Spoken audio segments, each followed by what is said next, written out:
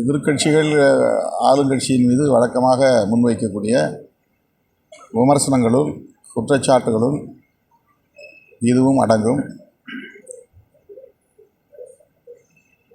அஜித்குமார் கொலையை பொறுத்தவரையில் தமிழ்நாடு அரசு, குறிப்பாக மாண்புமிகு முதல்வர் அவர்கள் உடனடியாக தலையிட்டு ஒரு துணிச்சலான முடிவை எடுத்திருக்கிறார். பாதிக்கப்பட்ட அஜித்குமாரின் தாயாரை தொடர்பு கொண்டு வருத்தம் தெரிவித்தார். சிபிஐ விசாரணைக்கு ஆணையிட்டிருக்கிறார். இந்த நடவடிக்கைகள் இந்த கடும் துயரத்திலும் சற்று ஆறுதலை தருகிறது. ஆனாலும் எதிர்க்கட்சிகள் வழக்கம் போல சட்டம் ஒழுங்கு சீர்குலைந்து விட்டதென்று இதிலும் அரசியல் அணுகுமுறைகளையே கையாளுகிறார்கள். ஓரணியில் தமிழ்நாடு திமுகவின் பலவீனத்தை காட்டுகிறது.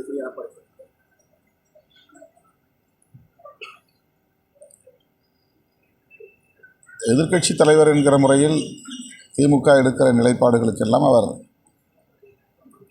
இது போன்ற கருத்துக்களை சொல்லி வருகிறார். அது அவருடைய பார்வை, அவருடைய அரசியல். அதை நாம் விமர்சிக்க முடியாது.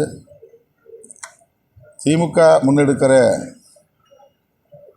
முயற்சிகள் பொதுவானவையாக,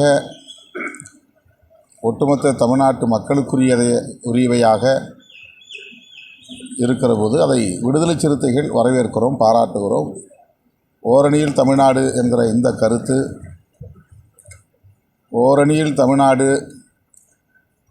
யாருக்கு எதிராக என்ற கேள்வியை எழுப்புகிறது. தேசிய அளவிலான பார்வையுடன் கூடிய ஒரு கருத்தாகத்தான் இதை நான் பார்க்கிறேன். தமிழ்நாட்டில் அதிமுகவுக்கு எதிராக அல்லது அதிமுக கூட்டணிக்கு எதிராக என்பதை விட தேசிய அளவில் கல்விக்கு வழங்கக்கூடிய நிதியை கூட வழங்க மறுக்கிற பாஜக அரசை எதிர்க்க, அவர்களின் சனாதன செயல் திட்டத்தை முறியடிக்க, தமிழ்நாட்டுக்குள் சங் பரிவார அரசியல் எந்த வகையிலும் நுழையாமல் தடுக்க, அனைத்து தரப்பு ஜனநாயக சக்திகளும் ஓரணியில் திரள வேண்டும், ஒட்டுமொத்த தமிழ்நாடும் ஓரணியில் திரள வேண்டும் என்கிற பொருளில் சொல்வதாகத்தான் விடுதலை சிறுத்தைகள் கட்சி புரிந்து கொள்கிறது. கூட்டணி உருவானதுக்கு முக்கிய காரணம் நீங்கள்.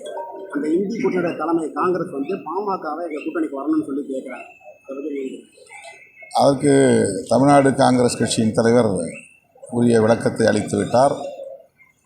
அந்த பொருளில் நான் சொல்லவில்லை. நட்பு அடிப்படையில் மரியாதை நிமித்தமாகத்தான் மருத்துவர் ராமதாஸ் அவர்களை நான் சந்தித்தேன்.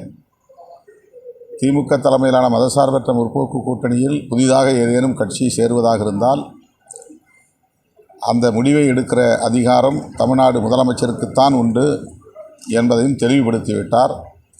ஆகவே அதில் மேற்கொண்டு கருத்து சொல்ல எதுவும் இல்லை. திமுக தலைமையோட அனுமதி இல்லாமல் அவருக்கு அதை பேசியிருக்க வாய்ப்பு இல்லை.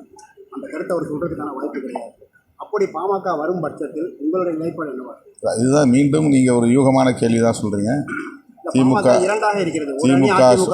திமுகவுக்கு செல்கிற பட்சத்தில் அந்த மாதிரி நிகழ வாய்ப்பே இல்லை. அப்பாவும் அம்மாவும் அப்பாவும் மகனும் ஒரு கட்டத்தில் ஒன்று சேருவார்கள் என்று நான் பெரிதும் நம்புகிறேன். ஒரே பாமகவாகத்தான் தேர்தலை சந்திப்பார்கள் என்று நம்புகிறேன். செய்திகளை உடனுக்குடன் தெரிந்து கொள்ள கீழ்கண்ட கேபிள் மற்றும் டிடிஎச் நெட்வொர்க்குகளில் எம்நாடு செய்தி தொலைக்காட்சியை காணுங்கள். பாதகம் செய்பவரை கண்டால் நாம் பயம் கொள்ளலாகாது பாப்பா. மோதி மிதித்து விடு பாப்பா, அவர் முகத்தில் உமிழ்ந்து விடு பாப்பா. அண்மை செய்திகளை உடனுக்குடன் தெரிந்து கொள்ள இணைந்திருங்கள் எம்நாடு தொலைக்காட்சியுடன்.